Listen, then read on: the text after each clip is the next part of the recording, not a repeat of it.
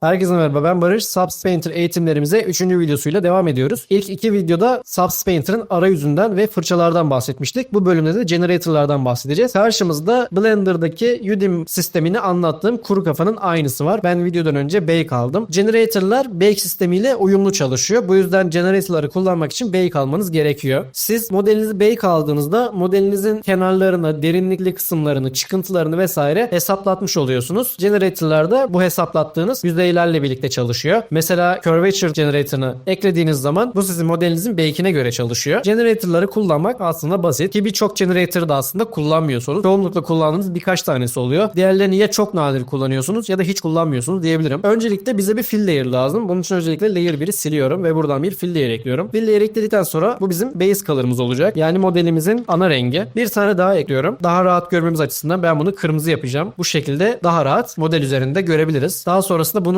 sağ tıklayıp Black Mask diyorum. Black Mask sistemi sadece sizin belirlediğiniz yerlerde belirlediğiniz efektleri, generator'ları ya da fırçaları göstermeye yarıyor. Bunu yaptıktan sonra sağ tıklıyorum ve aşağıdaki Add Generator'a tıklıyorum. Buradan da bana bir generator seçmemi istiyor. Ben şimdi sizlere bunları sırasıyla göstereceğim. Bu 3D Distance nesnenin belirli bir mesafesindeki alanları maskelemek için kullanılıyor. İlk tıkladığımızda bize Position, X, Y, Z, Radius, Offset ve Contrast gibi seçenekler çıkarıyor. Şu anda zaten kırmızı renkten ne yaptığını anlayabilirsiniz. Ben buralarla oynuyorum ve buradaki modelimizin kırmızı yüzeyi benim oynadığım ayarlar doğrultusunda modelin üzerinde değişiklikler oluyor. Yani bir nevi maskenizin yönünü değiştiriyorsunuz diyebilirim. Küçülteyim daha rahat görün. Bu şekilde maskenizi modelinizin istediğiniz bir konumuna taşıyabiliyorsunuz. 3D Distance bu işe yarıyor. Sonraki de 3D Linear Gradient olarak geçiyor. Yukarıdan aşağıya renk veya maske yapmak için kullanıyoruz. Bu Linear Gradient iki renkte çalışıyor. O yüzden benim şu anda buraya bir tane daha renk eklemem lazım. Bunun için şu fill layer'ı tekrardan bir Ctrl D ile çoğaltıyorum. Alttakinden Generator'ı siliyorum ve bunun rengini de şöyle daha iyi anlayabilmemiz açısından mavi yapabilirim. Şimdi bunu yaptığımda gördüğünüz gibi hiçbir şey olmadı. Bu Black Mask ekli olduğu için bu Black Mask'i siliyorum. Sildiğim zaman şu anda rengi görebiliyorsunuz. Daha net görmeniz açısından kontrastı arttıracağım. Kontrastı arttırdım ve şu anda daha keskin bir geçiş görüyorsunuz. Balans değeriyle de bu şekilde oynayabiliyoruz. Kontrastı kıstığım zaman arada bir renk geçişi uyguluyor ve ben bu kontrast 0 yaptığım zaman bu şekilde bir renk geçişi sağlayabiliyorsunuz. İki renkli gradient diyebiliriz. Sonraki generator'ımız Ambient Occlusion. Bu generator modelimizdeki gölge ve girintileri baz alıyor. Bizim bake alma sebebimiz de bu. Eğer bake almazsak gölge ve girinti bilgilerini kullanamayız. Seçtiğim zaman şu anda modelin girinti olmayan bütün kısımlarında kırmızı rengi görebiliyorsunuz. Bunun sebebi de bazı generator'ların ışık mantığına değil maskeleme mantığına göre çalışıyor olması. Yani Ambient Occlusion Map'teki siyah kısımlar çıkıntı, beyaz kısımlar girinti olabilir. Ancak bazı generator'lar bu mantığı ters yorumluyor. O yüzden şu anda bizim modelimizde kırmızı renkler girintide olması gerekiyorken çıkıntıda. Bunu da kolay bir şekilde düzeltebiliyoruz. Düzeltebilmemiz için gereken ayar Levels. Eğer Photoshop kullanıyorsanız Levels'ı biliyorsunuz. Levels'ı eklemek için yine Black Mask üzerine sağ tıklıyorum ve aşağıda Levels'ı seçiyorum. Bu Levels aynı zamanda pek çok Black Mask üzerinde de ayar yapmamızı sağlıyor. Şuradaki bir ayarını oynattığımızda değişikliği görebiliyoruz. Aynı zamanda yine buralarda oynamalar yaparak da çeşitli değişiklikleri görüntüleyebiliyoruz. Şimdi ben burayı resetliyorum. Düzeltmek için buradaki Invert seçeneğine tıklıyorum. Yani önceden çıkıntılar kırmızıyken şimdi girintileri kırmızı yaptık. Sonrasında buradaki bir değeriyle oynayarak buranın ne kadar kırmızı olacağını belirleyebiliyoruz. Yani bir nevi aslında Ambient Occlusion'ın ne kadar etki edeceğini belirliyoruz. Mesela şu kadar yeterli. Gördüğünüz gibi modelimizde gölgede kalması gereken yerler ve girintiler kırmızı oldu. Ambient Occlusion da bu işe yarıyor. Auto Stitcher'ı geçiyorum. Bu generator daha çok seam yerlerini gizlemek için kullanılıyor. Bunu siz kendiniz deneyerek, kurcalayarak bakabilirsiniz. Sonraki generator'ımız da Curvature. Düzgün çalışması için dediğim gibi bake almanız gerekiyor. Çünkü modelin neresinin kenar olduğunu bake sayesinde program tanıyabiliyor. Ben bunu eklediğim zaman modelin gördüğünüz gibi garip bir hal aldı. Bunu düzeltmek için de tekrardan level eklememiz gerekiyor. Buradaki kısımlardan tutarak biraz sıkıştırıyorum. Sıkıştırdığım zaman modelimizin kenarlarında kırmızı rengi görebiliyoruz. Bazı renkler seam yerlerinde kayıyor olsa da genelde bu şekilde curvature noktalarına rengimizi verebiliyoruz. Curvature'ı bu şekilde generator olarak değil de map olarak eklemeniz daha iyi olabilir. Onu da zamanı geldiğinde göstereceğim. Bir sonraki generator'ımız da 4 yani kir generator'ı. Çok fazla anlatmaya da aslında gerek yok. Bu generator sayesinde modelimizin üzerine kir ekleyebiliyoruz. Buradan kirin ne kadar yüksek olduğunu belirleyebiliyoruz. Mesela bir arabanın tamponuna çamur ekleyecekseniz yine bunu kullanabiliyorsunuz. Yine burada 4'ün kontrast değerini arttırıp azaltabiliyorsunuz. Aynı şekilde burada bazı kirlenmeler var. Bu kirlenmeleri de buradan açıp kapatabiliyorsunuz. Kapattığınızda biraz Ambient Occlusion Generator'ına benziyor. Ama bunun Ambient Occlusion'dan en büyük farkı etrafa kir yayıyor olması. Bu da doku yapanların en çok sevdiği generator'lardan bir tanesi. Dripping Rust Generator'ı pasın akmış gibi görünmesini sağlıyor. sağlıyor. Özellikle metal yüzeylerde pasın aktığı gibi bir görünüm istiyorsanız bunu kullanabiliyorsunuz. İşte modelimiz de bu şekilde sanki kırmızı boya modelimizin üzerinden akmış gibi görünüyor. İsterseniz buradan arttırıp azaltabiliyorsunuz. Buradan da yine ne kadar aktığını ayarlayabiliyorsunuz. Kuru kafanın alnına bakarsanız daha net görebilirsiniz. Tabii bu konuyla ilgili yeni filtreler geldi. Onları da göstereceğim ilerleyen zamanlarda. Sonraki generator'ımız Fiberglass Edgewear. Fiberglass malzemelerde kenarlarda aşınma efekti oluşturuyor. Eklendiğinde şu şekilde görünüyor. Bu Grayscale Generator ise